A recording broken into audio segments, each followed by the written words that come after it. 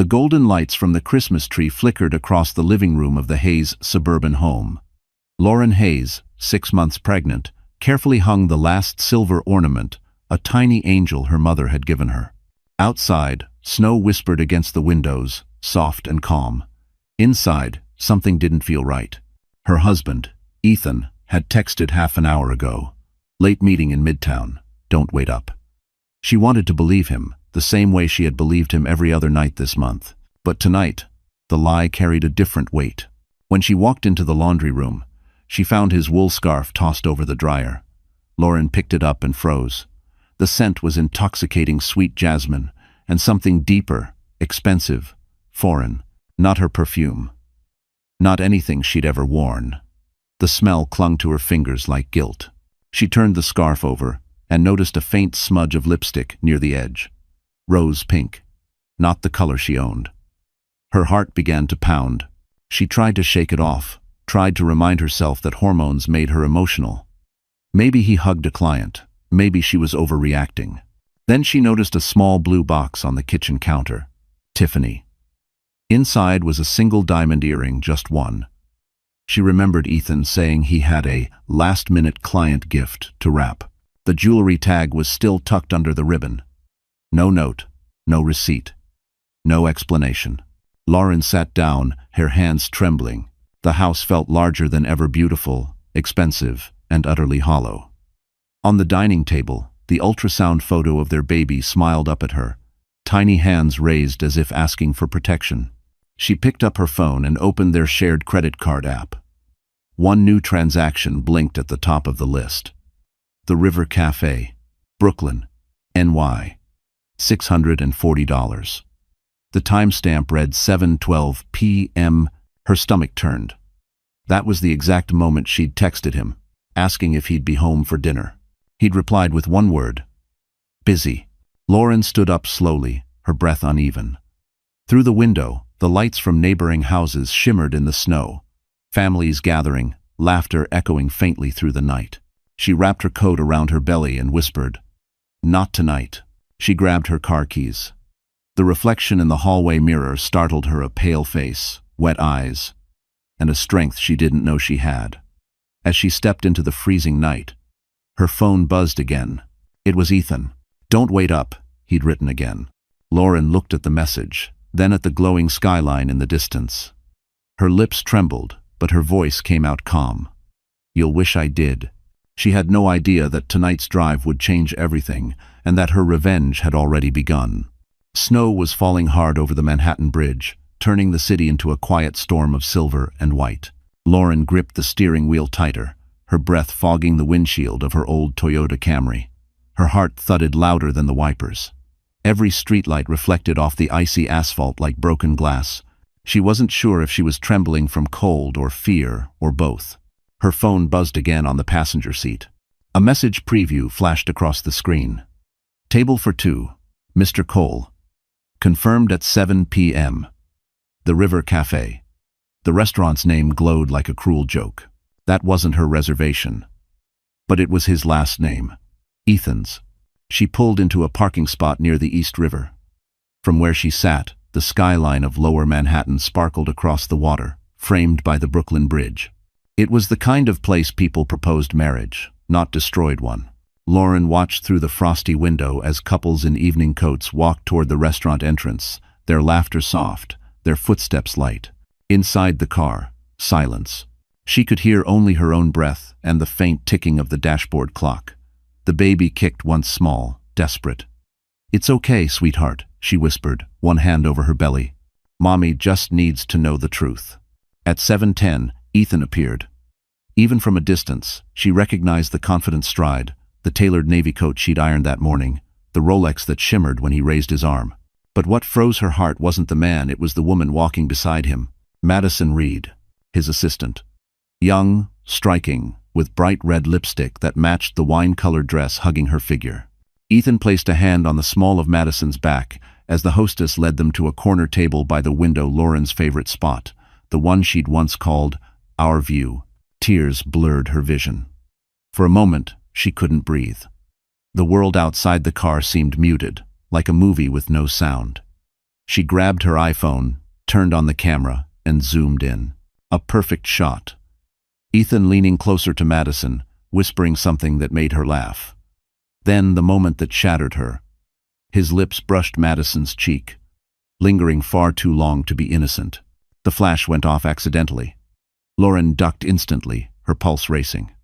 But no one noticed. The glass reflected only candlelight and snow.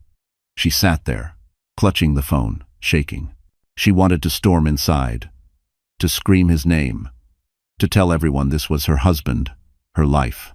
But instead, she pressed save and placed the phone down carefully. She needed proof, not drama. The waiter poured wine.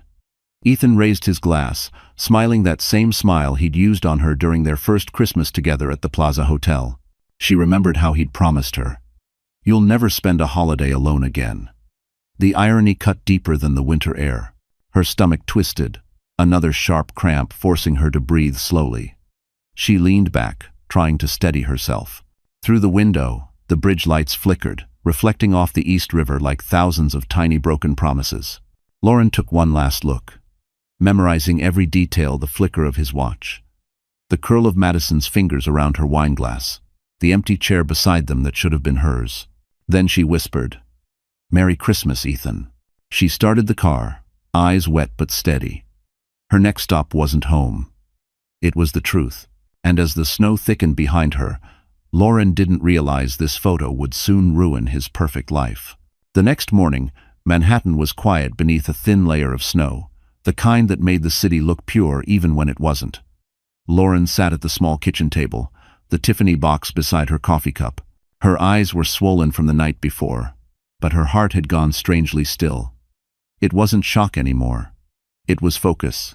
She scrolled through the photos she'd taken the restaurant's candlelight, Ethan's hand on Madison's back, the kiss. The evidence was crystal clear. Every time she tried to look away, the image burned brighter, sharper. Her husband, the man who once promised her forever, had chosen to spend Christmas Eve with someone else while she sat home pregnant with his child. Her phone buzzed again. It was her sister, Claire. A strong voice, always calm. "Hey, Laura. You okay?" Lauren hesitated, then said softly, "I know, Claire. I saw him." Silence. Then Claire's tone hardened. "You need to hear something before you do anything. Ethan called me last week about refinancing the house. He said you agreed." Lauren blinked. "Refinancing? What? I didn't sign anything." "That's the problem," Claire said. "He took out a new loan against the house. I checked the documents your signature's forged. He's draining your equity, Lauren. He's planning to sell." The words hit like a punch. Ethan hadn't just betrayed her heart. He was taking everything. Their home, their savings, even the future she'd built for their baby. Her vision blurred. "He's stealing from me," she whispered. Claire's voice dropped. "You need to move quickly. I'll connect you with a family lawyer and a realtor I trust, Leon Wu. Don't confront Ethan yet. Get your finances safe first." Lauren hung up, her mind spinning. She opened her laptop, checking the joint account. The balance was nearly zero. Every payment this week, luxury hotels, designer stores, restaurant bills. Her name was still on the account, but her control was gone. For a long minute, she stared at the blinking cursor of her banking app, breathing slowly. Then something inside her shifted. She wasn't the naive woman who decorated Christmas trees and waited for her husband anymore. She was a mother fighting for her child's safety. When Ethan came home that evening, the smell of whiskey entered before he did. "Hey, baby," he said, pretending everything was fine. "You look tired. You okay?" Lauren didn't look up. "Where were you last night?" He paused. "Late meeting, remember?" She met his eyes, steady, cold. "Was Madison there too?" His expression faltered for just a second, then smoothed. "She's my assistant, Lauren. Don't start." Lauren slid her phone across the counter. On the screen, the photo glowed under the kitchen light, Ethan kissing Madison at the River Cafe, his face drained of color. "You're being dramatic," he stammered. "Am I?" she asked quietly. "Did you forge my name too, Ethan?" He froze. For the first time, he realized she knew everything. But instead of screaming, she just stood, picked up the Tiffany box, and handed it to him. "You left this out," she said. "Maybe give it to her other ear." 1. He opened his mouth to speak, but she walked past him, calm and terrifyingly silent. Upstairs, she locked the bedroom door and whispered to herself, "You think you're ahead, Ethan, but you've already lost." Outside, snow began to fall again quietly, mercilessly. The storm was only beginning. The next day, the air in Manhattan carried that crisp winter bite that felt clean but cut deep. Lauren rode the elevator up to the 24th floor of the Park Avenue office tower where Ethan worked. The mirrored doors reflected a woman she barely recognized, pale face, neat bun, calm fury burning behind her eyes. She wasn't there for a scene. She was there for confirmation. In her coat pocket sat the flash drive Claire had prepared. Inside it were screenshots of bank transfers, forged documents, and the photo of Ethan kissing Madison. Her hands trembled slightly as she clutched the drive. Beside her, an older man in a gray suit offered a polite smile. "Big meeting?" he asked. She returned the smile faintly. "Something like that." When the elevator doors opened, the lobby gleamed in glass and chrome. Receptionists in black blazers moved like clockwork, and the smell of espresso lingered in the air. She spotted Ethan through the glass wall of his office, relaxed, charming, laughing with two partners. And then she saw her. Madison, dressed in a fitted beige dress, leaning casually against his desk, whispering something that made him grin. Lauren's heart clenched. It wasn't just an affair. It was routine. It was their normal. She turned to leave before anyone noticed her, but the receptionist caught her eye. "Mrs. Cole? Ethan's wife?" Every head in the office seemed to turn. Ethan froze mid-laugh, his smile evaporating. "Lauren?" She straightened her shoulders. "Don't worry. I won't take much of your time." Her tone was calm, terrifyingly calm. She stepped into the office, ignoring Madison's awkward smile.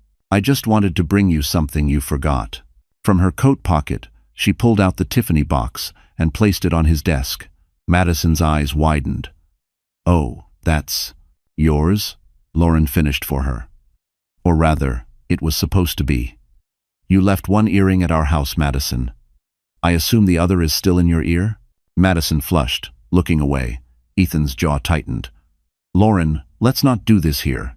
She leaned forward slightly. "Then where should I do it?" "At the bank. When they call about your forged signature." She set the flash drive down beside the box. "You've been busy, Ethan. Loans, new accounts, transfers. You should really password. Protect your files better." The room went silent. The partners exchanged looks. Ethan's face drained of color. "You went through my files?" "I went through my life," she said simply. "Turns out you were hiding in there like a virus." One of the partners cleared his throat. "Ethan, is there something we should know?" Ethan's voice cracked. "This isn't what it looks like." Lauren smiled faintly. "It's exactly what it looks like. Merry Christmas, gentlemen." And just like that, she turned and walked away, heels clicking softly across the marble. In the elevator down, her pulse raced. The baby kicked, strong and sudden, as if echoing her heartbeat. "We're okay," she whispered. "Mommy's taking care of it." 1. Her phone buzzed a text from Claire. "Leon says he's ready to move. Call him tonight. The house sale can be done in 48 hours if you sign the authorization." Lauren looked out through the glass as the elevator descended, the Manhattan skyline stretching beneath her. Somewhere between the twinkling lights and the falling snow, something inside her shifted. She wasn't scared anymore. She was ready. And as she stepped into the cold air of Park Avenue, she knew the next time Ethan saw her, it would be too late for mercy. Lauren sat in the corner booth of a small cafe in Soho, steam from her latte curling into the cold air. The city outside was loud and indifferent, but she felt strangely calm, like the storm inside her had settled into quiet precision. Her phone lit up with a new message from Claire. "Leon Wu is expecting your call. He's discreet and fast. Don't tell Ethan anything yet." 1. She dialed immediately. A confident male voice answered. "Leon Wu speaking." "This is Lauren Hayes," she said, lowering her tone. "Claire mentioned you could help me sell my house, quietly." Leon's voice was steady, businesslike, but kind.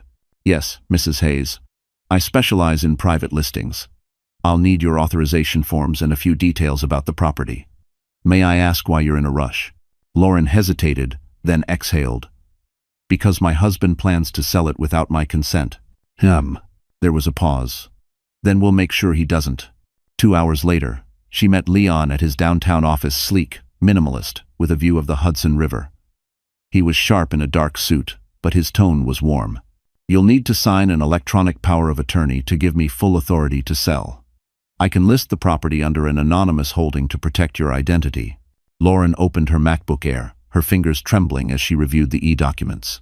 If I do this, Ethan can't stop the sale? Leon shook his head. Once the papers are notarized, no. The house is half yours legally.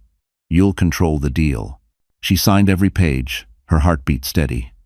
The final click echoed in her ears like the sound of a door closing behind her. Leon smiled faintly. You've just taken your first step back. That night, Ethan came home late again. He smelled of cologne and expensive whiskey, his coat dusted with snow. Lauren was sitting by the fireplace, laptop open, pretending to browse baby furniture. Hey babe, he said casually, dropping his keys. I've been thinking. Maybe we should rent the house out after the baby's born. You know, get some extra income. Lauren kept her eyes on the screen. That's a smart idea, she said softly. He smiled, relieved. You see, we're on the same page again. But in her mind, she was already picturing Leon uploading the private listing to his buyer network at dawn. Her home was no longer his weapon. It was her escape hatch. Later that night, while Ethan snored upstairs, Lauren sat at the kitchen table signing the final e-notary confirmation.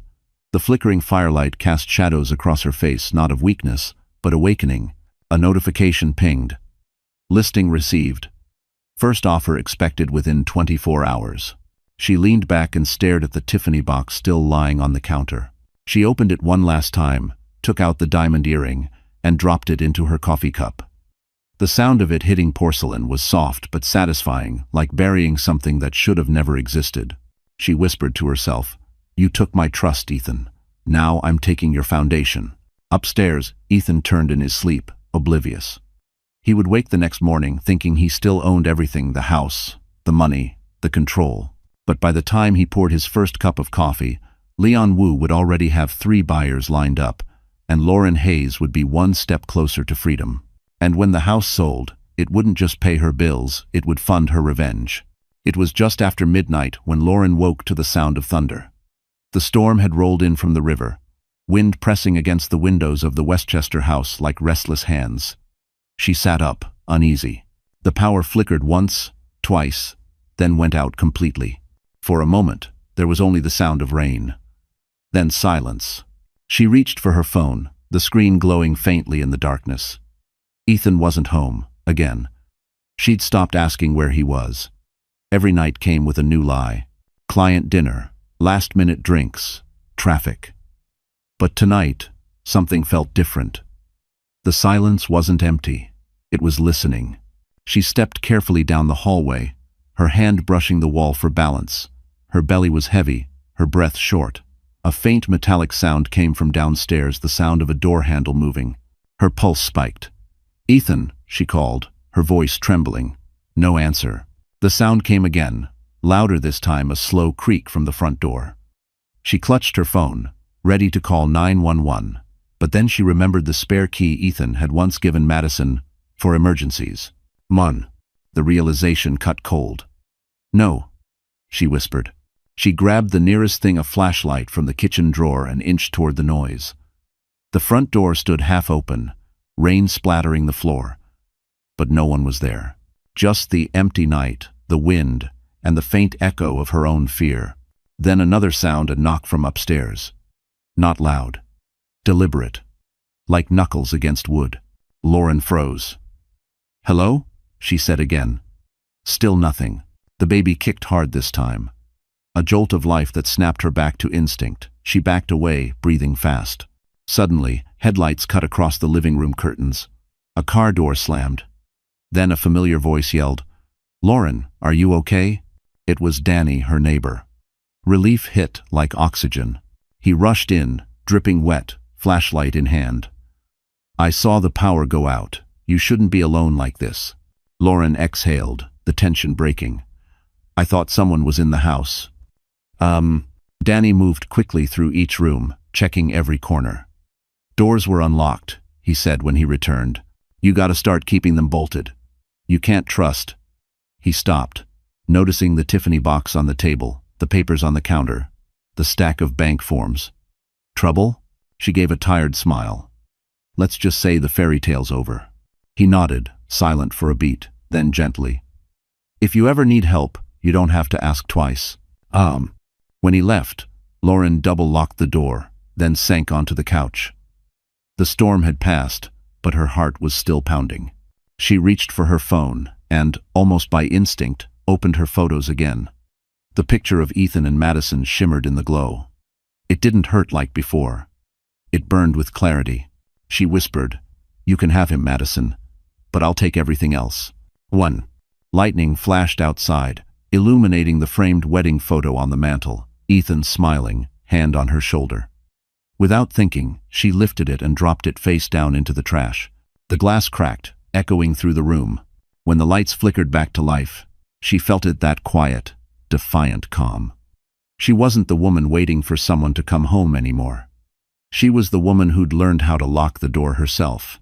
And upstairs, her baby kicked again, a reminder that she wasn't fighting alone anymore. Christmas morning arrived gray and cold. The storm had passed, leaving the world silent beneath a thick coat of snow. Lauren stood at the window, her reflection faint in the glass. She wasn't wearing makeup. Her face was pale, almost translucent, but her eyes were alive, sharp, unshakable. The house was too quiet. No Christmas music, no laughter, no husband pretending to love her. Ethan hadn't come home the night before. His phone had gone straight to voicemail, and Lauren didn't bother leaving a message. She didn't need an explanation anymore. She needed closure. She poured herself a cup of coffee, then opened the drawer that held the final envelope, the divorce packet Claire had prepared weeks earlier. The top page read, "Petition for dissolution of marriage." Her name, his name. The end of everything that used to be us. Oh. As she flipped through the pages, her eyes landed on a quote she'd written for herself at the top in pencil. "Don't beg for love. Reclaim your peace." She smiled faintly. Time to do exactly that. Her phone buzzed with a text. "Ethan. Merry Christmas. Staying in the city tonight. Don't wait up." Lauren laughed out loud, a sound that startled even her. "Perfect," she murmured. She opened her laptop, logged into the escrow portal Leon had created, and signed the final confirmation. The house was officially under contract, all funds wired directly to her private account. Ethan had no clue. By the time he realized, she'd be long gone. She printed the divorce papers, placed them in a sleek manila folder, and set it on his desk. Beside it, she left his Mont Blanc pen, the one he'd used to sign fake contracts and forged signatures. Poetic justice. Then she reached for a blank sheet of paper. Her handwriting was calm, deliberate. "Ethan, you spent Christmas Eve with your mistress, while your pregnant wife waited at home. I'm not angry anymore. I'm free. By the time you read this, the house will be sold, the account secured, and your lies documented. You wanted a fresh start. Now you have it alone. Lauren." She folded the letter neatly, slipped it beneath the pen, and stood back. The baby kicked again, gentle but firm, as if saying go. She walked through the house, one last time, the living room still smelling faintly of pine and cinnamon, the tree lights blinking softly. She touched the baby blanket on the couch, the one she'd knitted on nights when she still believed in forever. She left it behind. At the door she paused, glancing once more at the framed wedding photo. Ethan's smile looked plastic now, hollow. She whispered, "Merry Christmas, Ethan. You finally got what you wanted, no witnesses." Home. Lauren zipped up her coat, grabbed her suitcase, and stepped outside. The air hit her like ice, but it felt cleaner than it had in years. She loaded the luggage into her car, brushing snow from the windshield. Across the street, Danny watched from his porch, coffee mug in hand. "You heading out?" he called. She nodded. "Yeah. Time for a new address." He smiled. "Good for you. Drive safe, okay?" Lauren smiled back. "Always." As she drove away, the house disappeared behind a curtain of snow. The road ahead was long, uncertain, but it was hers. When Ethan returned later that afternoon, drunk and smug, he'd find nothing left, not the wife he'd broken, not the home he'd claimed, only the papers and the pen. And the letter that would end his perfect little world. 2 days after Christmas, the city looked washed clean, but Lauren knew better. She was sitting in Claire's apartment in Upper West Side, the divorce papers officially filed, the house deal finalized. Leon had texted her that morning. Funds cleared. Transfer complete. The money was safe. For the first time in months, she could breathe. She cradled a mug of peppermint tea, the baby's gentle kicks pulsing under her sweater. Claire sat opposite, scrolling through legal documents. He'll get the notice by tomorrow, she said. Once it's served, he can't touch a thing. 1. Lauren nodded, staring out the window. He won't take it quietly. No, Claire said. But let him try. That afternoon, Lauren's phone lit up. Ethan calling. She stared at the screen, her throat tightening. Claire frowned. Don't answer. But Lauren did. Lauren. Ethan's voice cracked through the line, soft, strained. Please, I just found the papers. What's happening? You tell me, she replied flatly. He sighed heavily. I messed up, okay? I was under pressure. Madison, she's nothing. I was just lost. Please, let's talk. Meet me. Lauren's pulse quickened, anger and disbelief tangling together. You're asking for a meeting now? Just 1 hour, he said. Please. The Plaza Hotel. You loved the place. Her lips twitched at the irony. Their first Christmas as a married couple had been at the Plaza. He'd surprised her with a Cartier bracelet and whispered promises about forever. Now he wanted to meet there to beg for forgiveness. Claire shook her head, mouthing, "Don't do it." But Lauren said, "Fine." 1 hour. When she arrived, the lobby glittered with chandeliers, gold garlands, and the faint scent of Dior perfume. Ethan was already there, sitting by the marble fireplace in his tailored gray coat. He looked tired, almost human. "Lauren," he said, standing quickly. "You look good." She sat, folding her hands. "What do you want, Ethan?" He exhaled. "Another chance. I can fix this. I'll end things with Madison. I'll come home. We'll start fresh, for the baby." Lauren's eyes softened just enough to make him believe. "You'll end it with her?" "I already did," he lied. She leaned forward, voice calm. "Then why is your phone still registered to her number? The one she used for your business accounts?" He froze. "I know everything, Ethan," she continued. "The forged signature, the fake sale, the offshore transfers. You didn't just cheat on me, you tried to erase me." He swallowed hard, eyes darting around. "I can explain. You always can." She slid a flash drive across the table. "Here, it's all your files. Every illegal transfer. Consider it my parting gift." He picked it up slowly. "You're not giving this to the police." She smiled faintly. "Not yet. You've got 1 night to decide whether to confess or let me do it for you." Ethan's eyes flashed between guilt and panic.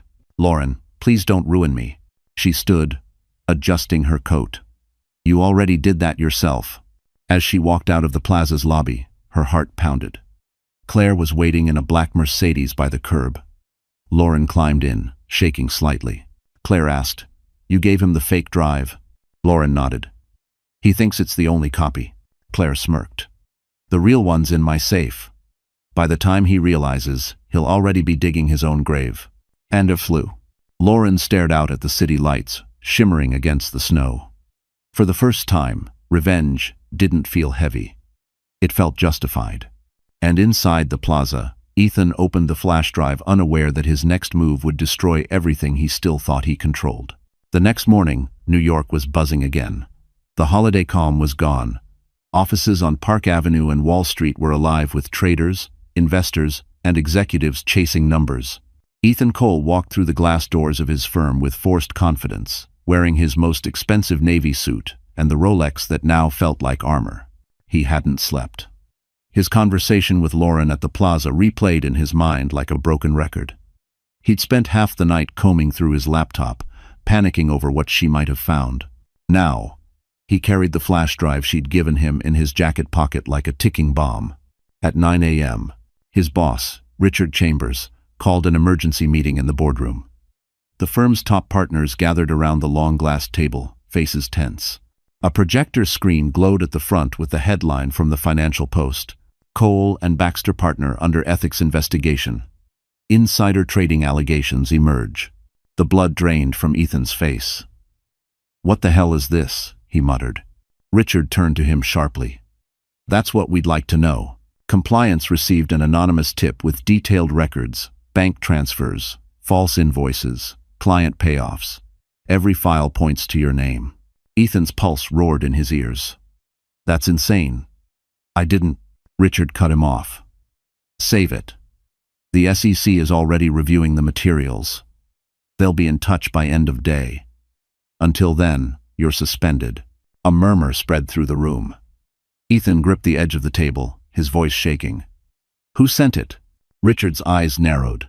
The tip came from a burner account. Signed simply, L.H. Lauren Hayes. Ethan stumbled back, realization hitting like a blade. The flash drive, the files. She had set him up.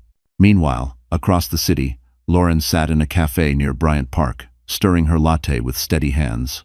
She wore a simple gray coat, her belly now round beneath the fabric.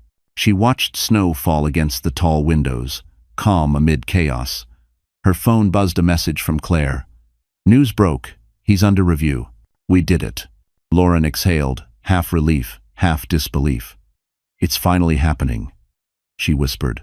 At the firm, Ethan stormed out, phone pressed to his ear. "Madison, where are you?" Her voice came through the speaker, sleepy, irritated. "At the apartment." "Why?" "They're investigating me," he hissed. "Someone leaked everything, our files, the transfers." "Did you tell anyone?" "What files?" Madison said, confused. "You're scaring me." He didn't answer. He hung up and hailed a cab, mind spinning. Back at Madison's apartment, Lauren's photo still glowed on the kitchen counter, the one she'd texted Madison anonymously the week before, the proof of Ethan's lies. "You're not the first. You won't be the last." By noon, every finance blog and corporate Twitter account had picked up the story. Ethan's reputation built over a decade was dissolving in real time. His phone wouldn't stop ringing. Investors pulled out. Clients demanded answers. Lauren scrolled through the news quietly. She wasn't gloating. She was breathing again. Justice wasn't loud. It was slow, patient, precise. Her phone rang. Leon Wu. "Lauren, the buyer's confirmed transfer. You'll receive the full payment tomorrow. You're officially independent." She smiled faintly. "Thank you, Leon, for everything." When she hung up, her reflection in the window looked different, not fragile, not afraid. She whispered to herself, "He built his empire on lies. It's only fair it collapses the same way." Back on Park Avenue, Ethan stood in the cold, watching security escort him out of the building.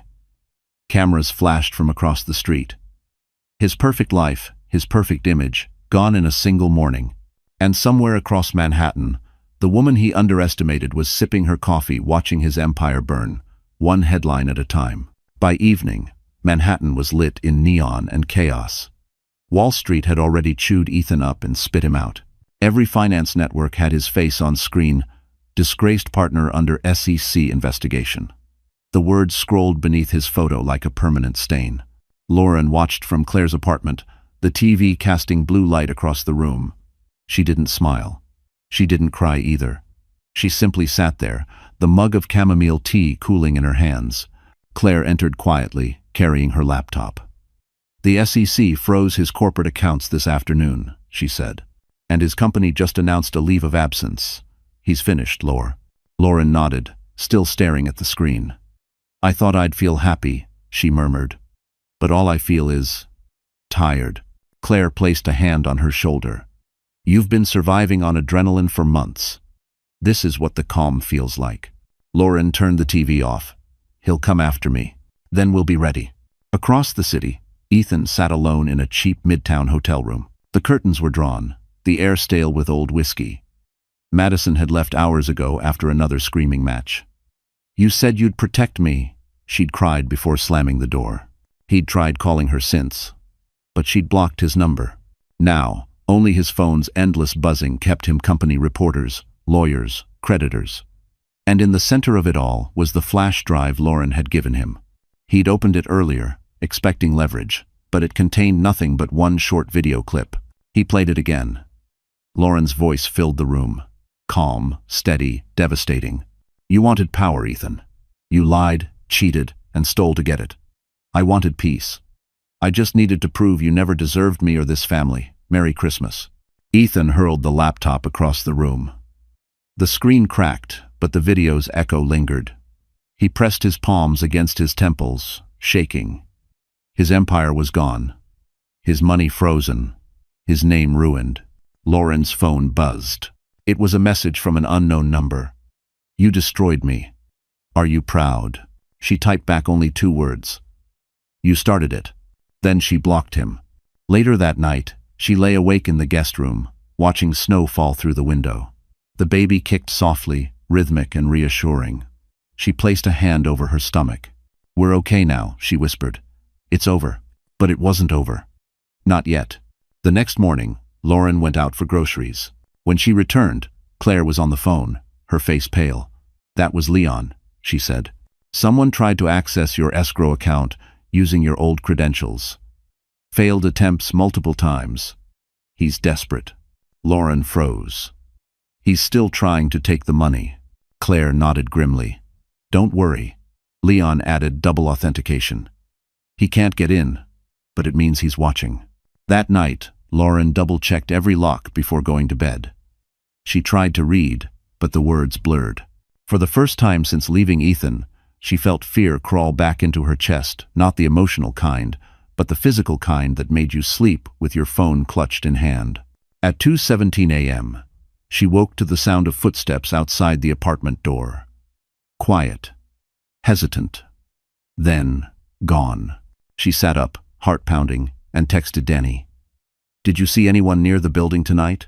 He replied almost instantly. "Just passed by. Nothing yet.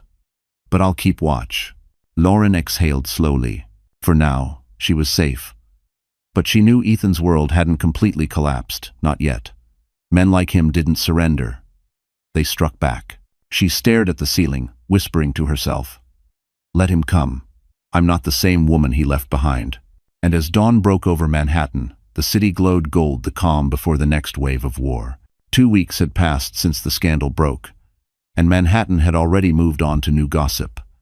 But Ethan hadn't. His name was still trending on finance blogs, his photos still flashing on cable news, the word fraud glued to his identity. He'd lost his job, his clients, his reputation, everything except his rage. Lauren, meanwhile, was rebuilding. The house sale funds had officially cleared. She'd found a quiet apartment in Brooklyn Heights overlooking the East River. The space was small but warm, filled with sunlight and safety, something money could never buy before. Still, she could feel him hovering, like a ghost that refused to leave.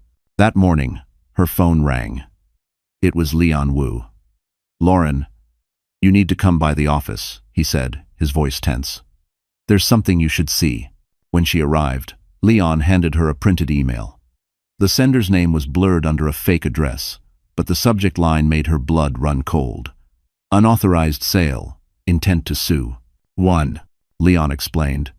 "Ethan filed a complaint claiming you sold the house illegally and forged his signature." Lauren's jaw tightened. "He's flipping the accusation." "Exactly," Leon said. "But don't panic. He's bluffing. I've got notarized proof of his own signature, the one he signed when he was drunk." She frowned. "You kept that?" Leon smiled faintly. "I keep everything." Claire joined them via video call, legal files spread across her desk. Let him dig his hole.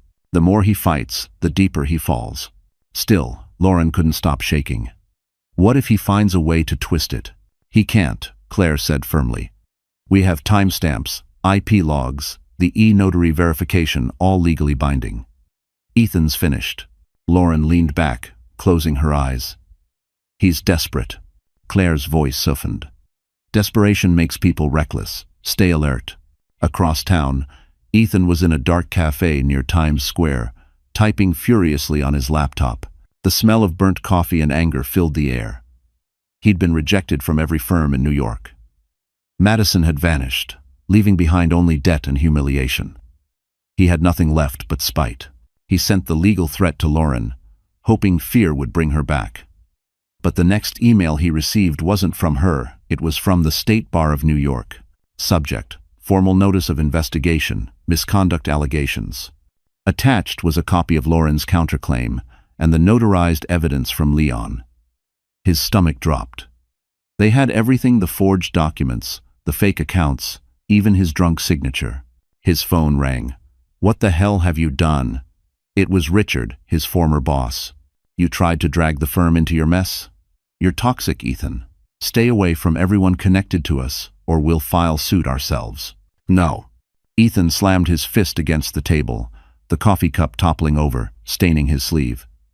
"She's ruining me," he muttered. No, he corrected himself, she was finishing what he started. That night, Lauren sat on her balcony, the city lights flickering across the river. She could feel the tension slowly unwinding inside her. Her baby kicked softly again, steady and reassuring. She whispered, "He can't hurt us anymore." Her phone buzzed a message from Leon. Filed and closed. He has no legal standing. Lauren smiled faintly. The storm was dying. Back in his dingy hotel, Ethan opened his laptop one last time. The bank had closed his accounts. His lawyer had withdrawn representation. Even his parents stopped answering his calls.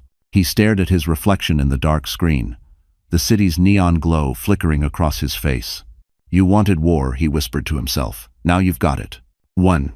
And as the wind howled through the city that night, one thing became clear: Ethan Cole was running out of weapons, but not out of mistakes. It was just past 10 p.m. when Lauren felt something was wrong. The baby had been quiet for hours, unusually still. She lay on the couch in her Brooklyn apartment, one hand over her belly, the other holding her phone. Outside, the winter wind whipped against the window panes, rattling them like restless spirits. She texted Dr. Patel. "Baby hasn't moved much today. Should I worry?" The reply came quickly. "Drink something cold, lie on your left side. If you don't feel movement in 20 minutes, go to the ER." Lauren opened the fridge, poured a glass of orange juice, and sat by the window. She counted every minute, waiting for a kick, a twitch, anything. But nothing came. Panic began to bloom. She grabbed her coat, keys, and purse, about to leave when she froze. The front door was slightly ajar. She was sure she had locked it. A chill ran up her spine. Slowly, she stepped closer, heart hammering. "Hello?" No answer. The light from the hallway spilled into the living room, casting a long shadow hers, and another one. She couldn't breathe. The scent hit her next: whiskey and smoke. Ethan. He stepped out from behind the door, face pale, eyes bloodshot, hair disheveled. "We need to talk," he said. Lauren stumbled back. "Get out, Ethan. You're not supposed to be here." "No." He closed the door slowly, blocking her way. "I just want to see you. To talk about us." "There is no us," she said sharply. "You broke that." He laughed bitterly. "You took everything. My money, my name, my home, even my reputation. What did you expect me to do? Just disappear?" "Yes," she said coldly. "Exactly that." He stepped closer, eyes wild. "I loved you, Lauren. You think Madison meant anything? She was nothing. You made me desperate." Her voice cut through him. "No, Ethan. You made yourself that way." The tension snapped. He lunged forward, grabbing her wrist. "You're not leaving me again." Lauren's breath caught, but before she could scream, the sound of heavy footsteps came from the hallway. The door burst open. Danny, holding a flashlight and a baseball bat. "Let her go." Ethan froze. Danny's voice boomed again, steady and commanding. "I called 911. You've got 30 seconds to back off before they get here." Ethan's grip loosened, his face twisted with rage and humiliation. "You think you've won, Lauren. You'll regret this." Lauren's voice shook, but stayed firm. "The only thing I regret is not leaving sooner." Ethan turned toward the door, but not before knocking over a side table. The glass vase shattered across the floor, water spilling like a final punctuation mark. Then he was gone, disappearing into the night. Lauren sank onto the couch, trembling. Danny knelt beside her. "You okay? Did he hurt you?" She shook her head, tears streaking her face. No, but the baby. He hasn't moved. Danny's expression shifted instantly. We're going to the hospital. Now. He helped her to her feet, guiding her through the broken glass. Sirens wailed in the distance, blue lights flashing across the snow outside. As they sped toward the hospital, Lauren whispered a silent plea. Please, little one, hang on. Danny squeezed her hand, eyes locked on the road. He's not taking anything else from you. Not tonight. The city lights blurred as they raced across the bridge. For the first time, Lauren wasn't thinking about revenge or loss. She was thinking about life fragile, beating, waiting to survive. And behind them, in the apartment's dark window, Ethan's reflection lingered, a ghost of a man who didn't know this time he'd gone too far. The emergency room at Lenox Hill Hospital glowed with cold fluorescent light. Nurses moved like ghosts in scrubs, monitors beeped, and the smell of antiseptic filled the air. Lauren lay on the hospital bed, her face pale against the white pillow. Danny sat nearby, his hands clasped tight, watching every twitch of her fingers. Dr. Patel entered quickly, her voice calm but firm. Lauren, you did the right thing coming in. The baby's heartbeat dropped for a while, but it's stabilizing now. You both need rest and absolutely no stress. Lauren's breath shook. Did we lose him? Dr. Patel smiled softly. No. You and your baby are fighters. But I need you to understand something. Another emotional shock like tonight could change that. Lauren nodded weakly, tears welling. Danny reached over, brushing her hand. He won't get near you again. I promise. Dr. Patel hesitated, then said, Police are outside. They want a statement about your husband. Lauren's jaw tightened. Let them wait until morning. When Dr. Patel left, silence filled the room. The rhythmic beep of the heart monitor was the only sound. Lauren stared at the ceiling, her mind replaying the moment Ethan's fingers had dug into her wrist. The face she once loved had turned into something unrecognizable. Danny finally spoke. You need to press charges, Lauren. I will, she said softly. But first, I'm going to finish what I started. The next morning, Claire arrived with coffee and a folder. I filed a restraining order, she said, placing the papers on the bedside table. Ethan won't be allowed within 500 feet of you. Lauren picked up the folder and saw another document tucked beneath one marked for court submission.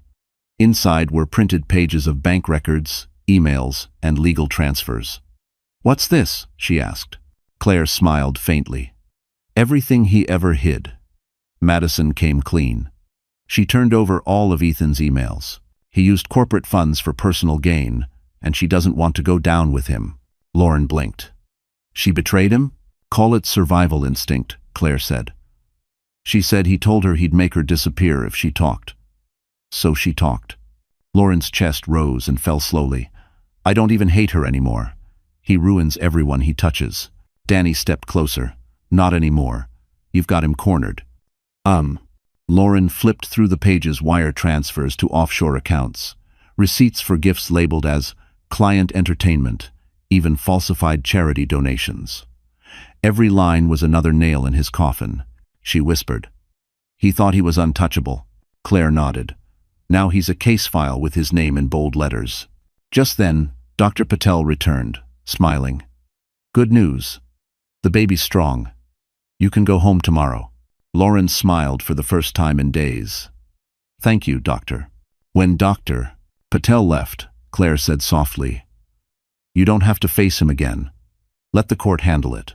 Lauren looked down at the pages, her voice steady. No. I want to see his face when he realizes the truth that I'm not afraid of him anymore. That evening, as the sky outside turned violet over Manhattan, Lauren sat by the window, cradling her belly. Danny stood behind her quietly. What are you thinking about? He asked. She smiled faintly. About how lies always look beautiful until the light hits them. He nodded, his gaze soft. You're stronger than you know. Lauren turned toward him, meeting his eyes for the first time, really meeting them. For the first time, she felt safe. And while the city below moved on with its noise and lights, a new truth settled inside her. Ethan Cole's time was running out, and this time, she wasn't fighting alone. The first week of January brought biting cold and icy sidewalks glittering under the Manhattan Sunday. Lauren was back home in her Brooklyn apartment, wrapped in a wool blanket, her baby safe and strong. Dr. Patel's words still echoed in her mind. No stress. But how could she rest when Ethan was still free, walking the same streets, pretending nothing had happened? Claire called that morning. You should see this, she said grimly. Turn on channel 4. 1. Lauren clicked the remote, and there he was. Ethan Cole, polished as ever, standing outside a luxury jewelry boutique on Fifth Avenue. Cameras flashed, reporters shouted questions, and next to him, unbelievably, was Madison Reed. Lauren froze. Madison looked uncomfortable, her smile brittle, while Ethan played the charming victim for the cameras. We all make mistakes, he told the reporter, but I believe in redemption. I've been working with charity partners to rebuild what was lost. No. Lauren almost laughed. Redemption? She muttered. You mean reputation? Claire's voice came through the phone. He's trying to rebrand himself as a philanthropist, probably to distract from the SEC case. On screen, Ethan and Madison entered the boutique. The camera followed briefly, catching the name Cartier above the door. Lauren's stomach turned the same brand that had once symbolized his lies. She turned off the TV. I can't watch this. But fate wasn't done with her yet. An hour later, Claire called again, her tone sharper. You won't believe this, that reporter from the Financial Post you helped before. He's got new footage from the store's security cam. Ethan lost his temper inside. What happened? Lauren asked. He tried to buy Madison a necklace with a corporate card that was frozen. When the clerk declined it, he yelled at her in front of everyone. Madison walked out crying. Lauren felt an odd mixture of satisfaction and pity. He's unraveling. Completely, Claire said. And the media's eating it up. By evening, clips of the confrontation flooded Twitter and finance blogs. Ethan's name trended again, this time tagged with number, luxury liar. Madison's friends leaked screenshots of texts showing Ethan's manipulation and threats. The internet turned on him with surgical precision. Lauren sat by the window, watching the city lights twinkle. Danny knocked on the door, holding 2 cups of hot chocolate. You see the news? He asked, handing her one. She nodded. Yeah. It's strange. I thought watching him fall would make me feel vindicated. But it just feels sad. Danny took a sip, studying her quietly. That's because you've already moved past him. He's still trapped in the mess he made. She smiled faintly. You always know what to say. He shrugged. Firefighter instincts. We're good at walking into chaos and pulling people out. Lauren chuckled, then fell silent. Her gaze drifted to her reflection in the window. She didn't see the frightened woman she used to be. She saw someone surviving, someone rebuilding. That night, a final headline hit every screen in the city. Ethan Cole, under criminal review. Madison Reed cooperates with federal investigation. Lauren's phone buzzed again, a message from Madison herself. I told them everything. I'm sorry for my part in this. He's dangerous. Be careful. Lauren stared at the message for a long time, then typed back.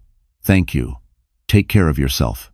She set the phone aside and looked out at the Manhattan skyline, glowing like a promise. Somewhere beneath those lights, Ethan was losing everything, not by her hand now, but by his own. And for the first time, Lauren didn't need revenge. The world was delivering it for her.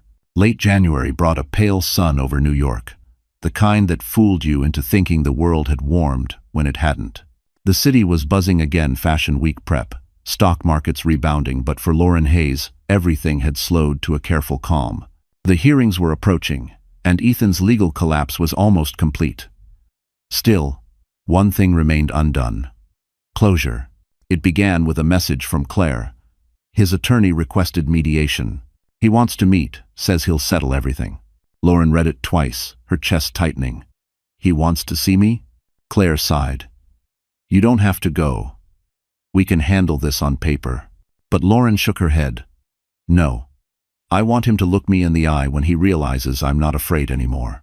The meeting was scheduled for Friday, at the Park Hyatt near Central Park, the same hotel Ethan used to impress clients. Claire insisted on coming with her.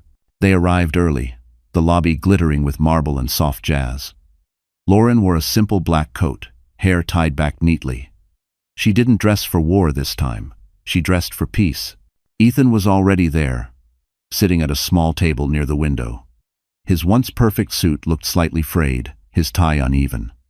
He stood when he saw her, forcing a smile. "Lauren, you look good." She didn't return it.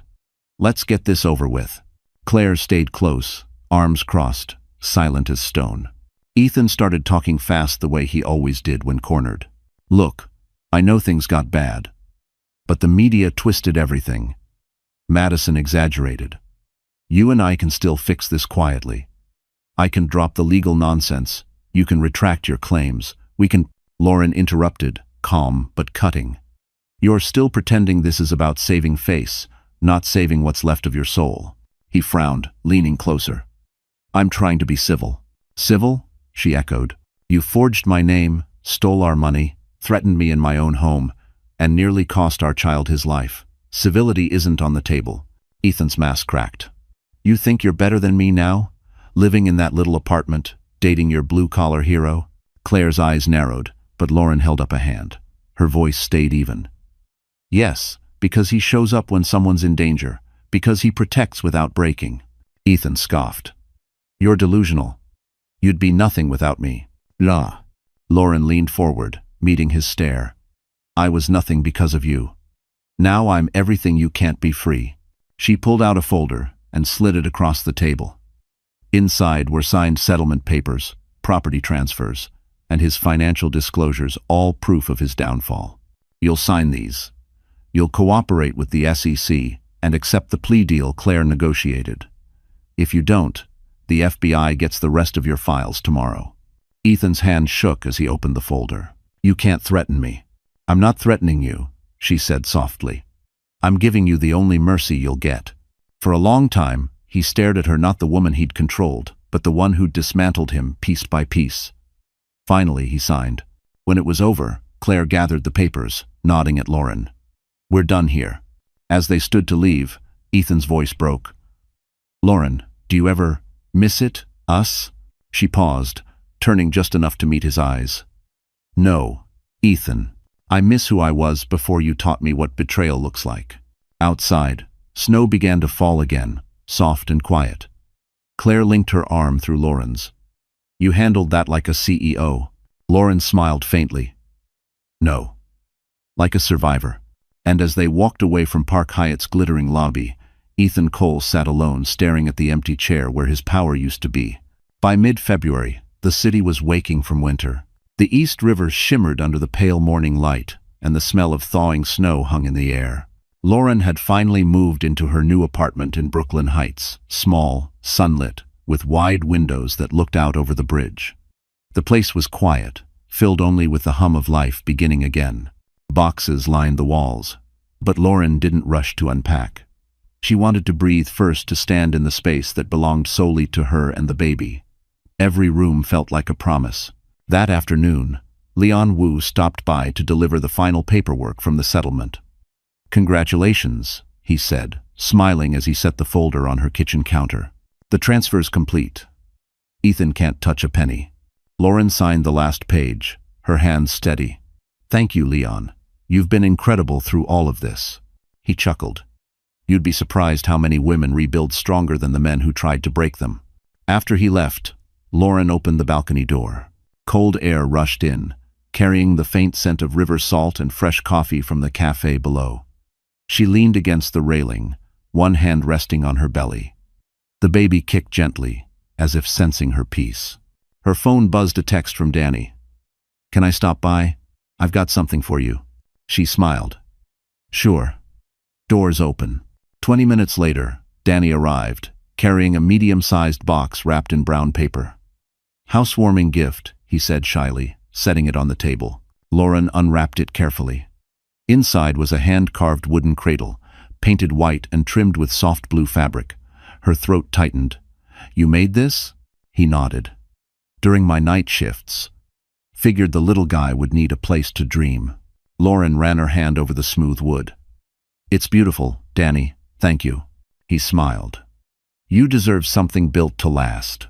They stood there for a moment, the silence warm and unspoken. Through the window, the skyline stretched wide and glowing. Lauren turned to him, her voice soft.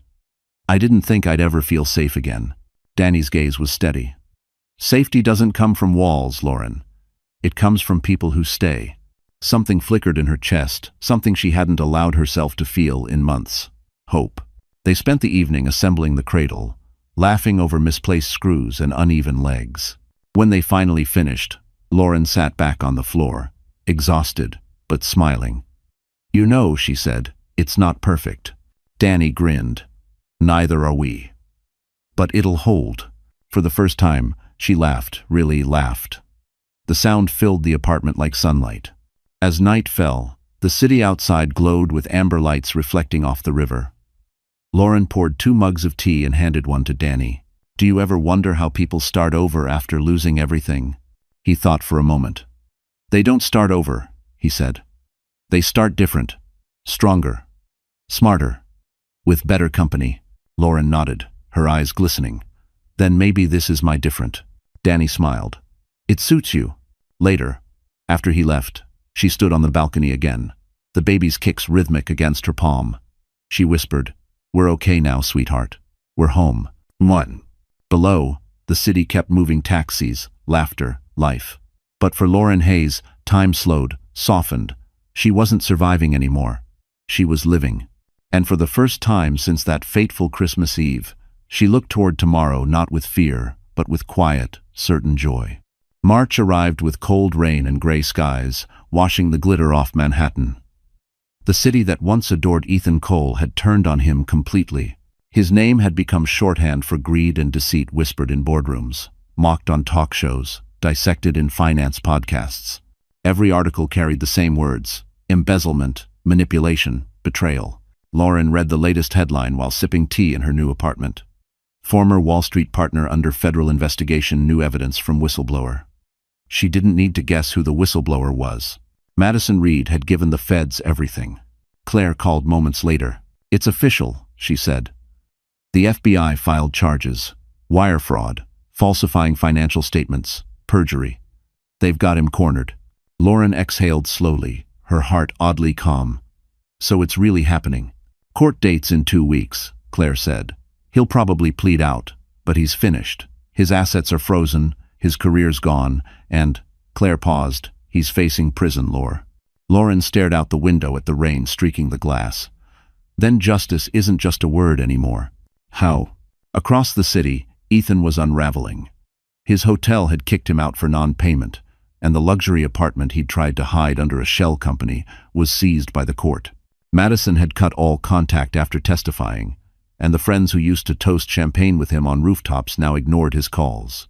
He sat in a cheap diner on 9th Avenue, hunched over a cup of black coffee. The waitress avoided his eyes. Even strangers seemed to know his story. He turned on his phone, desperate for distraction.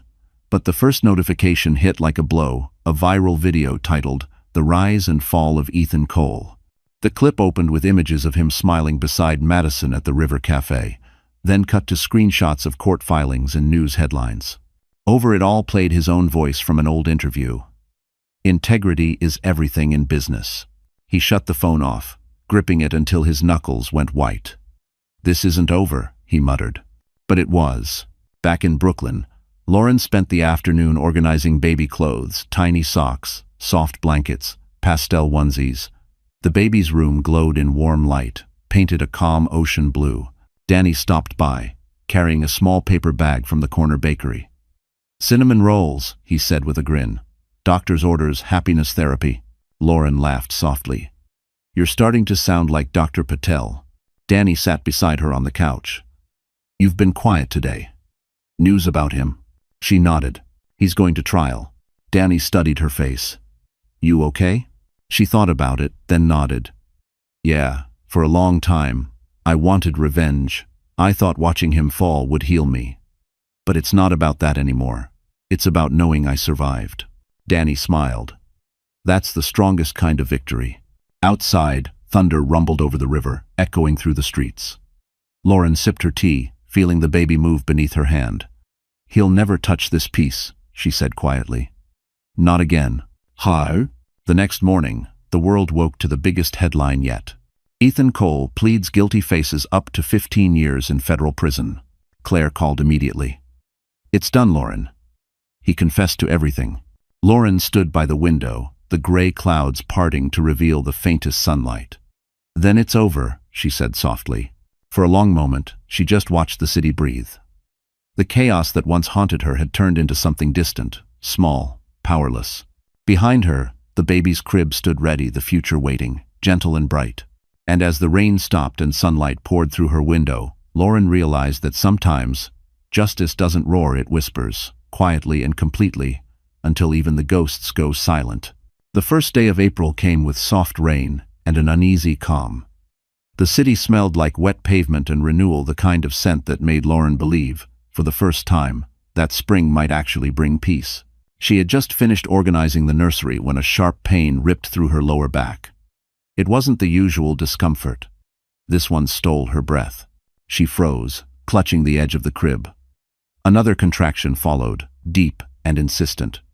Her phone slipped from her hand and hit the floor. "No," she whispered, "not yet." She was only 37 weeks. Lauren took a slow breath and picked up her phone, dialing Claire first. "It's time," she said between gasps. "The baby's coming." Claire's voice turned firm. "Stay put. I'll call Danny." Within minutes, there was pounding at the door. Danny burst in, rain still clinging to his jacket. "Let's get you to Lenox Hill," he said, already helping her into her coat. Lauren winced through another contraction. "He's early." Danny gave a small smile. "So was I. Maybe it runs in the family." The drive through Manhattan was a blur of red lights and flashing sirens. Rain streaked across the windshield as Danny's old pickup sped down the FDR. Lauren gripped his hand, her knuckles white. "If this kid's born in traffic, I'm naming him Toyota," she groaned. Danny laughed. "Then let's make sure he's born in a hospital instead." At Lenox Hill, nurses rushed her into labor and delivery. The world became a whirl of voices, monitors, and bright light.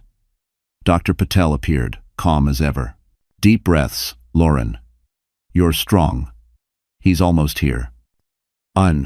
Hours passed like minutes and centuries all at once. The pain was sharp, relentless, but underneath it was something fierce, almost holy. Lauren clung to it, to the thought that everything she had endured led to this. The chance to hold something pure. Danny stood at her side the whole time, whispering encouragement. "You've done harder things," he said softly. "You walked through hell. This is just the door to heaven." Dash. When the final contraction hit, Lauren screamed, and then came the sound that erased every nightmare she'd lived through. A baby's cry, high, strong, alive. Dr. Patel smiled, holding up a tiny, wriggling body. "Congratulations, Mom. It's a boy." Tears streamed down Lauren's face. "He's perfect," she whispered. They placed the baby in her arms, small, pink, breathing against her chest. His fingers curled around her thumb. The warmth of him was indescribable. The room, the hospital, the entire city seemed to disappear. Danny stood nearby, awe in his eyes. "You did it." Lauren looked up at him, exhausted but glowing. "We did it." Hours later, when the nurses left and the room grew quiet, Lauren gazed at her son sleeping beside her. She thought of everything that had led to this moment, the lies, the betrayal, the fear, and realized none of it defined her anymore. Claire arrived with flowers, her eyes misty. "He's beautiful, Laure." Lauren smiled weakly. "His name's Noah. It means rest. That's all I ever wanted." Claire touched her shoulder. "And now you have it." Lauren looked at Noah again, his tiny chest rising and falling. "He's the only part of that story worth keeping." Outside, the rain had stopped. The city lights shimmered on the wet streets like tiny stars reflected in puddles. Lauren leaned back against the pillow, a soft smile on her lips. And as dawn broke over Manhattan, she whispered to her son, "Welcome to the world, baby. We made it, and no one will ever take our peace again." 2 weeks after Noah's birth, the world outside Lauren's hospital window had turned soft and green. Spring sunlight poured across the East River, and cherry blossoms fluttered through the park like slow pink snow. Inside, the quiet hum of the nursery room was interrupted only by the sound of tiny breaths, her son, asleep in his bassinet. Lauren sat near the window, writing in a leather-bound notebook she'd bought on her last trip to Barnes & Noble before delivery. The first page read, "For Noah, so you'll know who your mother became." Her handwriting was slow, careful, steady the way her heart finally felt. She wrote about strength, forgiveness, and how pain could become a teacher instead of a cage. She wrote about love that didn't hurt and peace that didn't need permission. When she finished the entry, she closed the journal gently. On the bedside table sat an envelope marked with unfamiliar handwriting. Claire had dropped it off earlier, saying only, "You'll want to read this when you're ready." Lauren hesitated before opening it. Inside was a single sheet of paper, the ink faintly smudged. The letter was from Ethan. "Lauren, by the time you read this, I'll be in federal custody. Don't worry, I won't contact you again. I heard about the baby. Congratulations. I hope he looks like you. You were right about everything. I didn't lose you because you stopped loving me. I lost you because I stopped deserving you. Take care of him. Take care of yourself. Ethan." Lauren stared at the page for a long time. The anger that had once burned in her chest didn't come. Only sadness, not for what was, but for what never could have been. She folded the letter, slipped it back into the envelope, and tucked it inside her journal. Some things deserve to be remembered only as lessons. A knock sounded at the door. Danny stepped in, holding 2 paper cups from Starbucks. "Thought you might need caffeine to survive another night shift," he joked. She smiled softly. "You're a saint." He set 1 cup beside her, peeking at Noah. "He's got your eyes." "Poor kid," she teased gently. Danny sat across from her. "You get the letter?" She nodded. "Yeah. He's gone." Danny's voice was quiet. "You okay?" Lauren looked down at her son, his tiny hand curled into a fist. "For the first time in years, yeah. I'm okay." They talked until the room grew golden with afternoon light. When Noah stirred, Danny reached out instinctively, letting the baby grab his finger. The sight made something inside Lauren shift, that unfamiliar, cautious flutter she hadn't felt since before everything fell apart. "You're good with him," she said. Danny smiled. "Guess I've had practice saving people." "One." Lauren laughed softly. "You still think I needed saving?" He met her gaze, steady and kind. "No. I think you just needed someone to remind you you're already safe." For a moment, silence filled the room, comfortable, hopeful, new. Later that evening, Claire stopped by with court documents. "Final ruling came in," she said. "Full custody.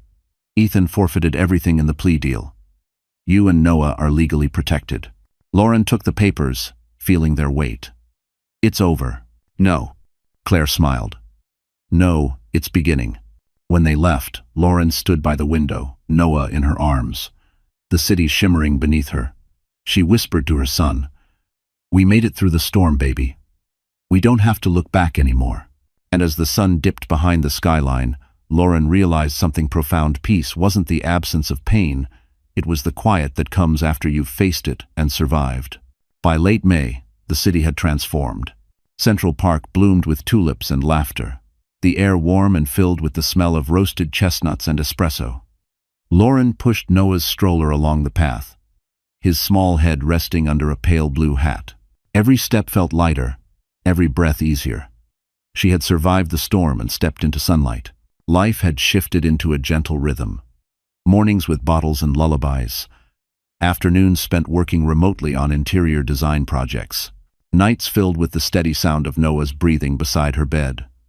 Peace wasn't loud. It was ordinary, and it was everything she had once prayed for.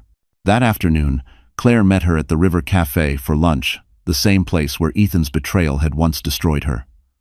Now, she chose it deliberately, as a quiet act of victory. The glass windows glowed with sunlight, the Manhattan skyline reflecting across the East River like liquid gold. Claire smiled as she slid into the booth. "You sure you want to eat here?" Lauren nodded. "It's just a restaurant now. It doesn't get to own my memories anymore." They ordered coffee and salads.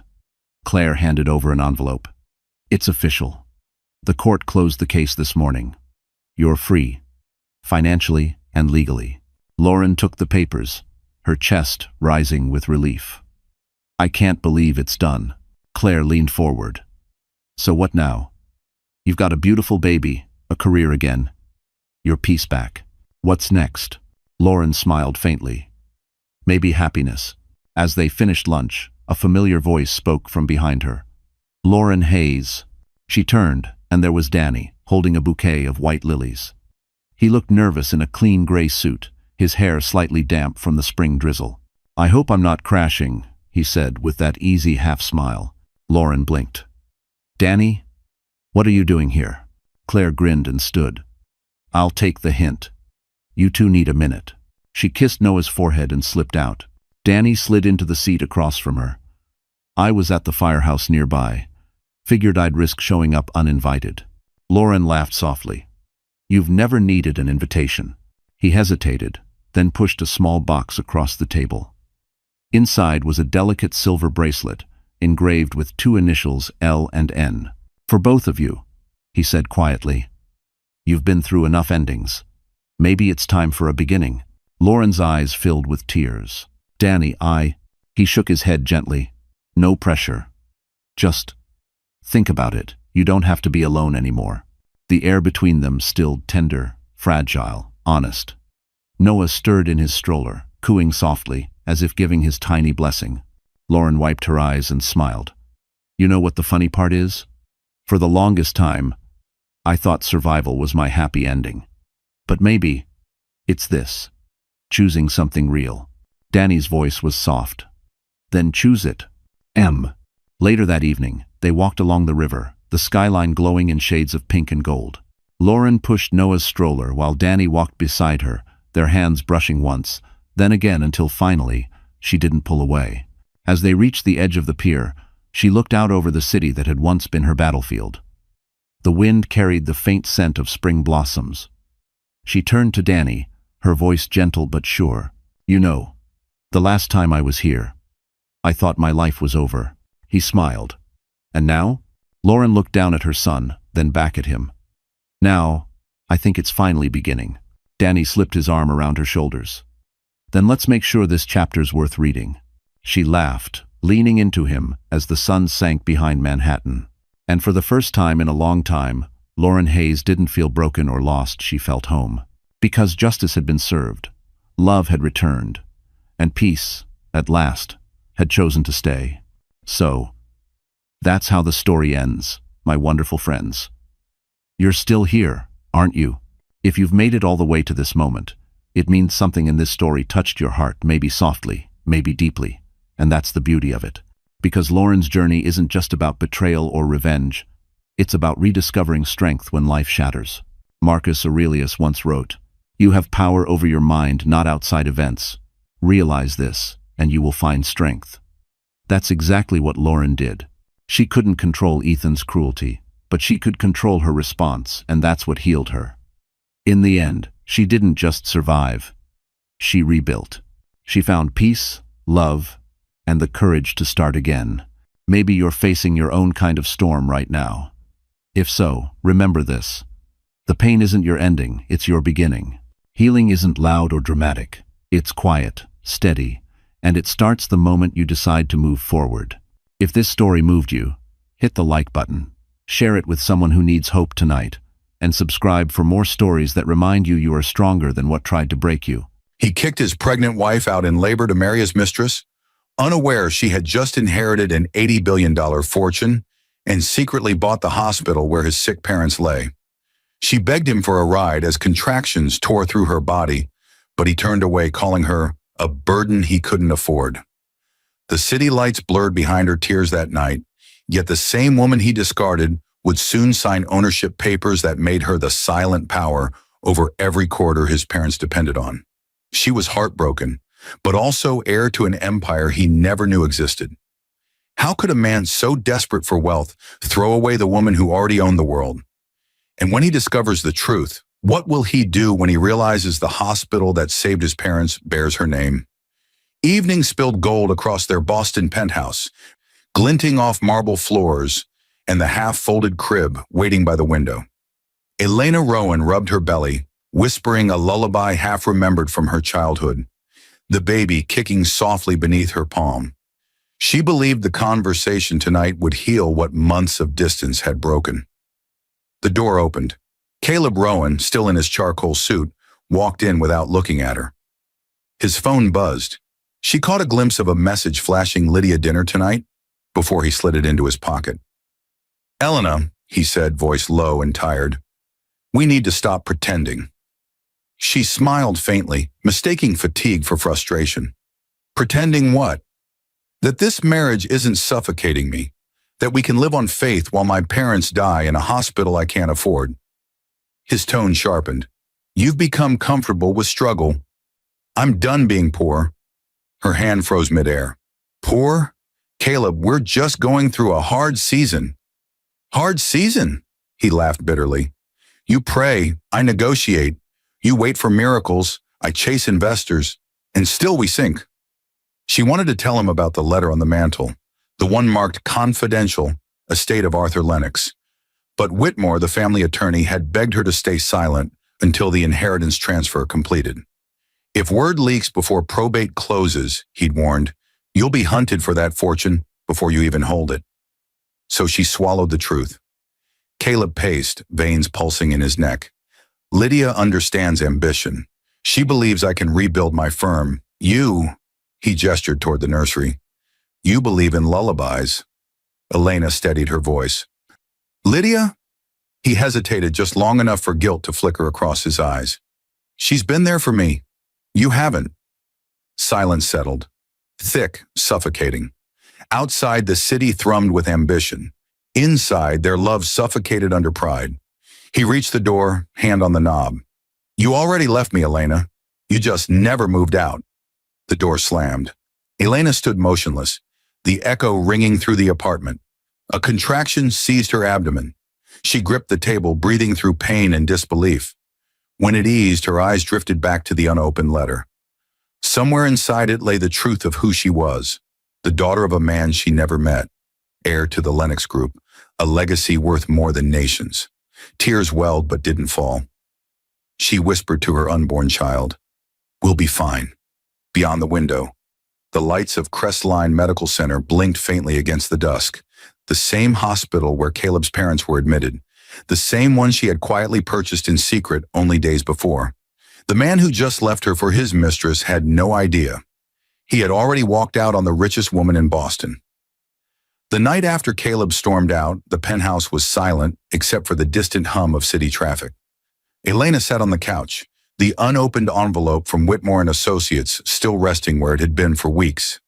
Its golden seal had felt too heavy, too final. Now, with her heart fractured and the baby stirring within her, she finally broke it open. Inside lay a letter written in her father's trembling hand. A man she had been told died penniless when she was 6. "My dearest Elena," it began, "if you are reading this, it means my sins have found their peace. You were hidden for your safety. The Lennox name built empires, but also enemies. Now the group, its hospitals, biotech divisions, aerospace holdings, all are yours." The words blurred behind tears. Her father, Arthur Lennox, had been one of the country's most enigmatic billionaires, a man who vanished after a scandal involving offshore accounts and medical patents. The world believed he fled in shame. In truth, he had gone into hiding after refusing to sell his company's new cancer treatment patent to a conglomerate that wanted to bury it for profit. His attorney, Mr. Whitmore, had searched years to locate her. When he finally did, Elena was living as a modest schoolteacher, married to a man who thought her family tree ended in poverty. Whitmore's voice echoed in her memory. "Until the transfer is complete, Miss Rowan, your name must stay off public records. If this inheritance leaks early, the vultures will circle. You'll lose everything, or worse." So she had lived quietly. She used small trusts to cover Caleb's parents' medical bills anonymously and made her first official act as heir the purchase of Crestline Medical Center, the hospital where they were admitted. To her, it wasn't about power. It was about compassion, healing the place where her father's legacy once began. Crestline had been one of the first hospitals the Lennox Foundation funded decades ago before corruption forced her father out. Buying it back felt like reclaiming justice. Elena closed the letter and pressed it to her chest. Her father's handwriting smelled faintly of cedar, the scent she used to associate with warmth and safety. Her phone buzzed. A message from Caleb. "Don't wait up. Lydia and I are working late." Her throat tightened. She typed back okay, but didn't send it. Instead, she whispered to the quiet room, "You'll see one day, Caleb. I never wanted your money. I wanted your faith." Outside, thunder rolled faintly, though the sky was clear. Not a storm, but the echo of construction near the harbor where the Lennox Group tower was being renovated under her name. In a few months, her signature would appear on every Crestline contract, every investor report, every payroll slip. Yet tonight she felt smaller than ever, a woman alone, clutching a fortune too large to tell the man she loved. As she folded the letter back into its envelope, a single thought burned through the ache. He had abandoned her for ambition, never knowing she already held the world he was chasing. And somewhere across town, his mistress raised a glass of wine, toasting to the empire she believed she'd soon share. Unaware the true empress was already rising in silence.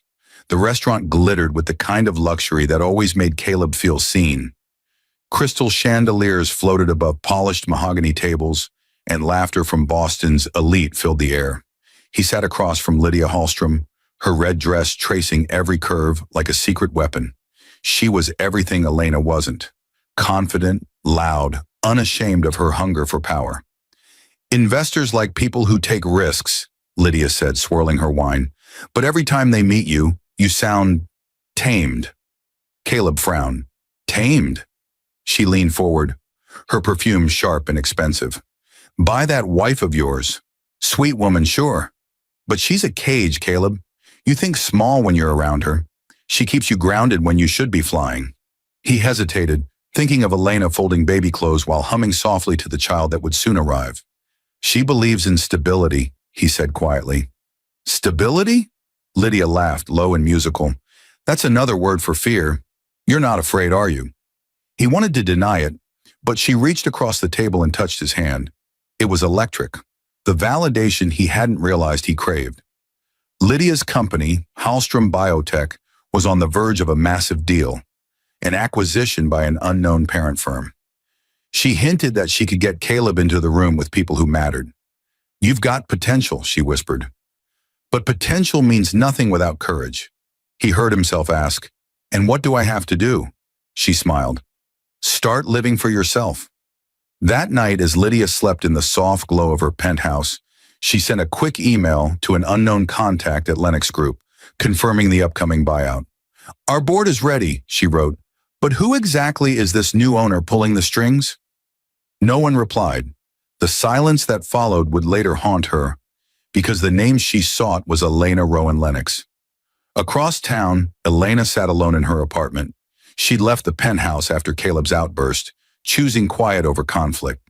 Her hands trembled slightly as she reviewed hospital management reports Mr. Whitmore had sent. Under the newly acquired Crestline Medical Division, she noticed a familiar name buried in a partnership list, Hallstrom Biotech.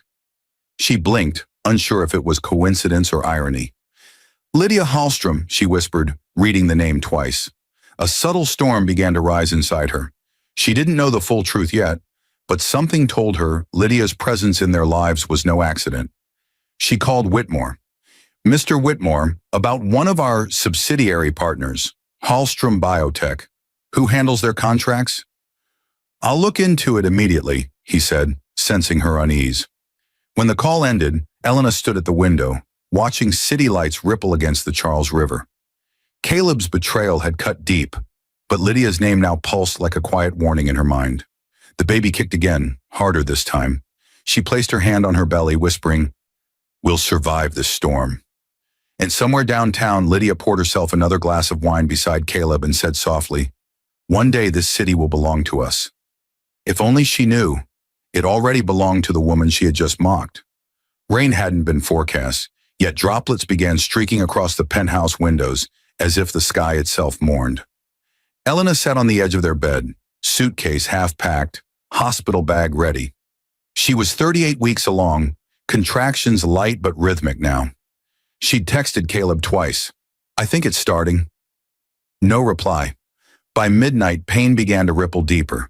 She grabbed her phone again. Still no answer. Her breathing grew uneven, her knuckles white against the sheets. She whispered to the unborn child, "Hold on, sweetheart. Daddy will be here soon." Across the city, Caleb sat in Lydia's loft, the skyline gleaming behind them. The table was cluttered with champagne glasses and takeout boxes.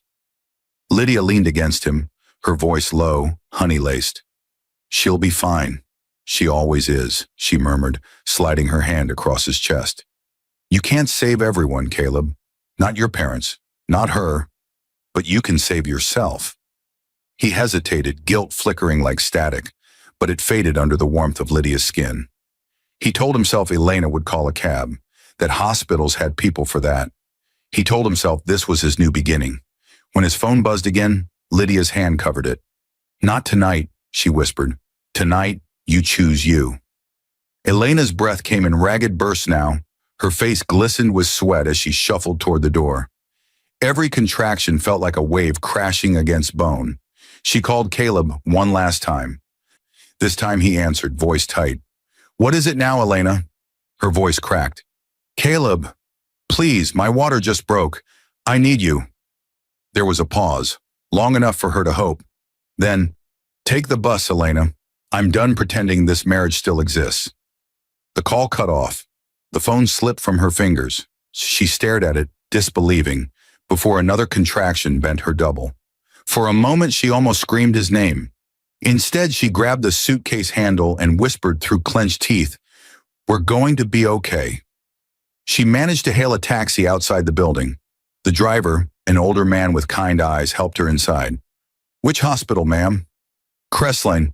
Please, hurry." As the car sped through slick streets, she pressed a trembling hand to her belly. The pain was unbearable now. Yet through it, she saw flashes. Her father's letter, Whitmore's warnings, the plaque she'd soon unveil bearing her new name. At a red light, she caught her reflection in the window. Pale, drenched, but fierce. For the first time, she realized she was done waiting for rescue. Across town, Caleb lifted his glass in a toast.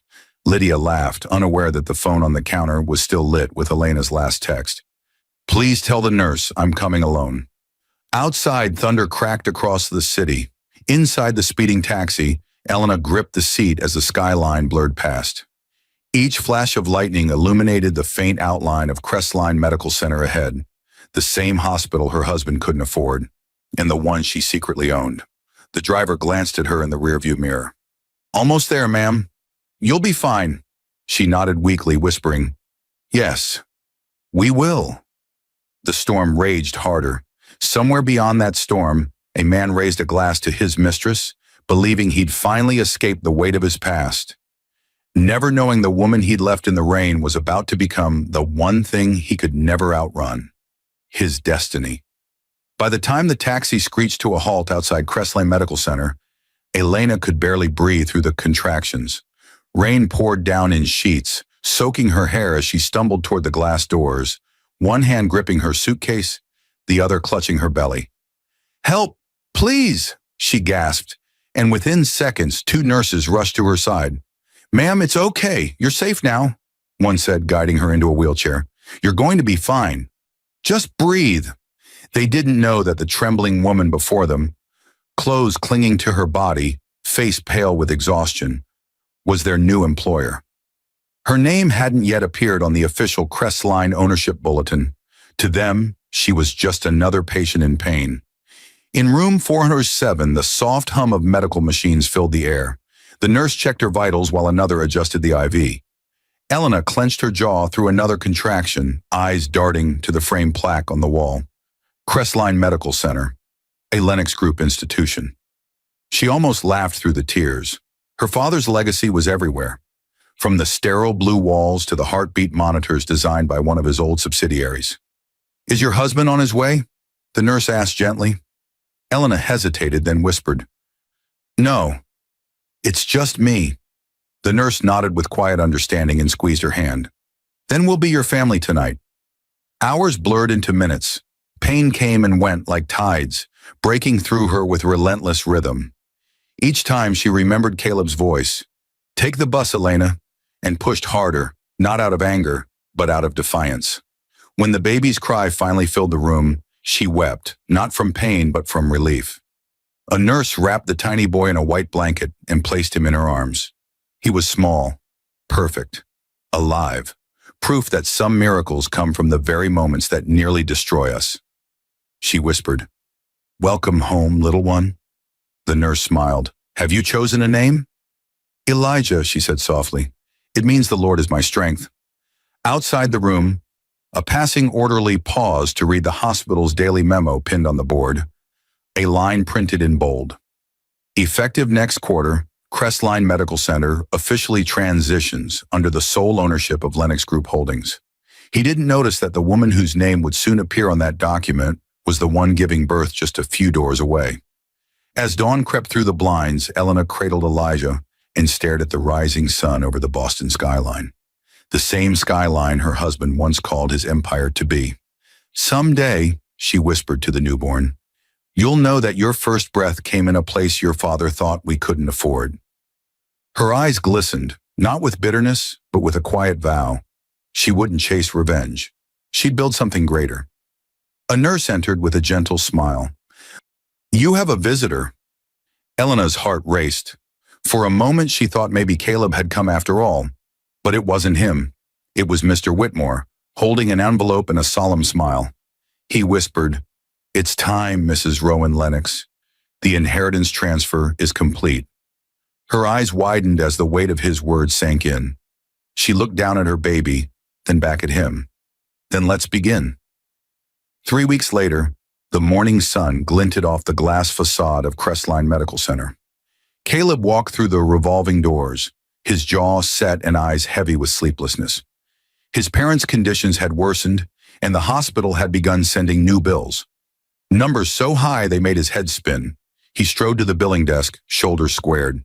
"I need to speak with someone about my parents' accounts. Caleb Rowan, room 213 and 215. The receptionist, a polite woman with tired eyes, typed for a moment, then blinked at the screen. "Mr. Rowan, it says here that both accounts have been fully covered." Caleb frowned. "Covered? By who?" She smiled faintly and handed him a folded note. "This came through the administrative office yesterday. It's signed." He opened it. Inside, a simple message in elegant handwriting. "All expenses settled in full. No family should suffer while healing. Mrs. Elena Rowan Lennox." The pen slipped from his hand. "Rowan Lennox," he whispered, reading it twice. The receptionist glanced at him. "Yes, sir. She's the new majority owner of Crestline.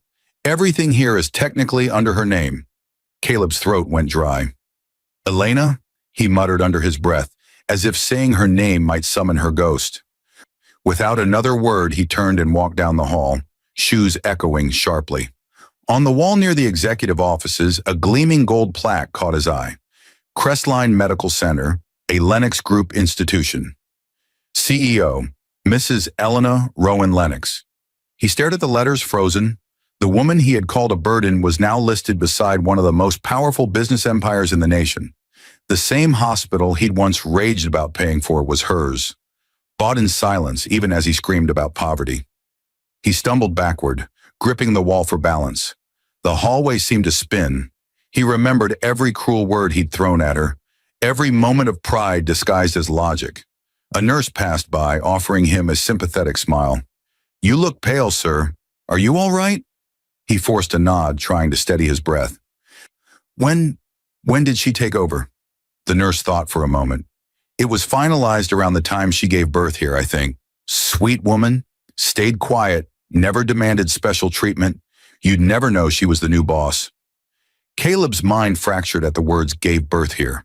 He staggered to a nearby bench, heart pounding. His parents were alive because of her. His bills were gone because of her. And she'd delivered their son in the very hospital he'd once called a waste of money. He covered his face with his hands. Lydia's voice echoed in his mind. "She's holding you back." But the truth hit him like a tidal wave. Elena hadn't been his anchor. She'd been his foundation. He left the hospital in a daze, the sound of automatic doors hissing behind him like a closing chapter. As he stepped into the sunlight, his phone buzzed. Lydia. He didn't answer. For the first time, he felt something colder than regret. Fear. Because if Elena had truly become what that plaque said she was, then every world he'd tried to build with Lydia now stood under her shadow, and she hadn't even spoken yet. 2 days after the discovery, Caleb sat at his kitchen table staring at the letter Mr. Whitmore's courier had left at his door. His hands trembled as he unfolded it.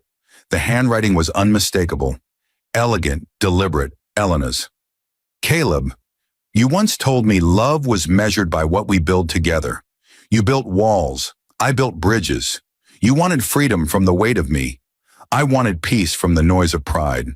I've paid your parents' bills not to shame you, but because love, real love, doesn't stop when vows are broken. I don't need revenge. I already have everything I once prayed we could share. Take care of them. That's my final gift. Elena Rowan Lennox. The paper shook in his hands. He remembered her voice during their wedding. The vow about building, even when the ground shakes. He had laughed then. Now the memory felt like a curse. He looked around the apartment, sterile, half-furnished, Lydia's perfume lingering in the air. The woman who'd promised him power had been distant since the hospital visit. When she finally walked in that afternoon, her phone was buzzing with calls. Caleb, she said sharply, tossing her handbag on the counter, what did you tell the press? He blinked. What press? About Crestline's new ownership. Reporters are saying the Lennox Group bought Hallstrom Biotech's parent firm, my company. Our investors are in panic. He stared. Wait, Lennox Group? That's Elena. Her lips parted in disbelief. What are you talking about? He handed her the letter. As she read it, the blood drained from her face. You mean to tell me your wife is the new CEO of Lennox Holdings? My ex-wife, he muttered. Lydia's laugh cracked like glass. You absolute fool. Do you realize she owns my boardroom now? Every contract, every patent, hers. She grabbed her keys, furious. This is over. You're toxic. Do you know what kind of storm this creates? They'll freeze my assets, Caleb. He reached for her arm. Lydia, please. She yanked free. You ruined me. The door slammed, echoing like judgment. Silence followed.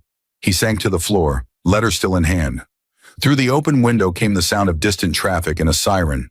Boston alive and indifferent. His phone buzzed again. A notification from his bank. Account overdrawn. Another from his investment fund. Partnership dissolved. He laughed once, hollow and sharp. Everything he'd traded his marriage for was gone within days. He picked up the letter again, tracing her signature with a shaking finger. Rowan Lennox. 2 names, one love he had shattered, one empire he could never touch. He whispered to the empty room, Elena, I didn't know. But she did, and that was why she hadn't needed to shout or expose him. Outside, the city lights blinked like judgmental stars, each one whispering the same truth. He'd kicked out a queen and crowned his own ruin. The ballroom of the Boston Financial Forum shimmered with polished glass and camera lights. Journalists packed the aisles, their lenses flashing against a stage framed by massive LED screens. The banner overhead read, Lennox Group Holdings, Rebuilding Tomorrow's Healthcare. Caleb stood at the back of the room, blending into the crowd. He hadn't meant to come, but curiosity had dragged him here. He told himself it was about business, not emotion, but his stomach twisted when he saw Lydia Hallstrom 2 rows ahead, seated with a stiff smile that failed to hide her panic. Rumors had spread like wildfire over the last week. Lennox Group, the same global conglomerate that had acquired her biotech company, was hosting its first public event under its mysterious new CEO. No one yet knew her name. Then the lights dimmed. From the wings of the stage, Elena Rowan Lennox stepped into view. The crowd murmured. Caleb froze. For a moment, the noise vanished. The clicking of cameras, the rustle of papers, even his own heartbeat. She wore a sleek black suit, her hair pinned neatly, her expression serene but unyielding. The woman he'd left for being too ordinary now radiated power that filled the room.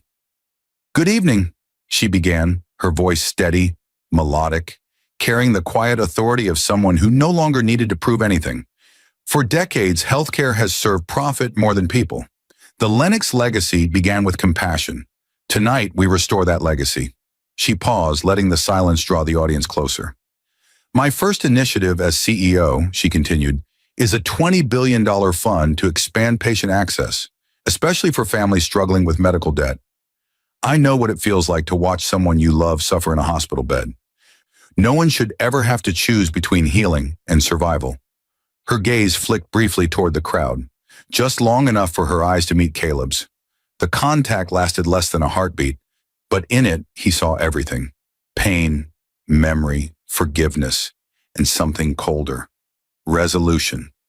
Lydia shifted in her seat, whispering into her phone, but every word from Elena's lips drowned her out.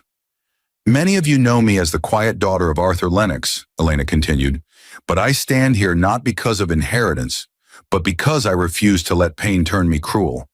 This company, these hospitals, will no longer measure value in wealth, but in healing. Applause erupted. The cameras flashed wildly. Caleb's eyes burned as realization sank deeper. While he'd been chasing status through Lydia's boardrooms, Elena had built something divine from heartbreak. After the speech, as reporters swarmed the stage, Lydia stormed out, muttering into her phone, "She owns me now. She owns everything."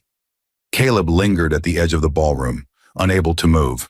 Every cheer for Elena felt like a mirror, reflecting what he'd thrown away.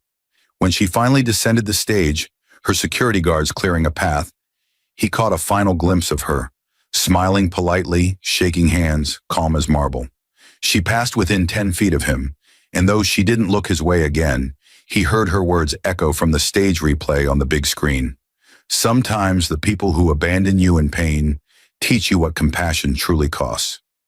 And for the first time in his life, Caleb understood what loss really meant. The underground parking garage beneath the Boston Grand Hotel was dim, humming with the low echo of engines and footsteps. Elena's black Rolls-Royce Phantom E8 waited under soft fluorescent light. Her security detail loaded briefcases into the trunk while she exchanged quiet words with Mr. Whitmore. "Tomorrow we meet with the board in New York," Whitmore said. "After tonight's announcement, the markets will soar." "You did it, Elena." She smiled faintly. "It's not about markets anymore." Whitmore studied her. He was there, wasn't he? She hesitated, then nodded. "Yes," Whitmore sighed. "What will you do?" "Nothing," she said simply.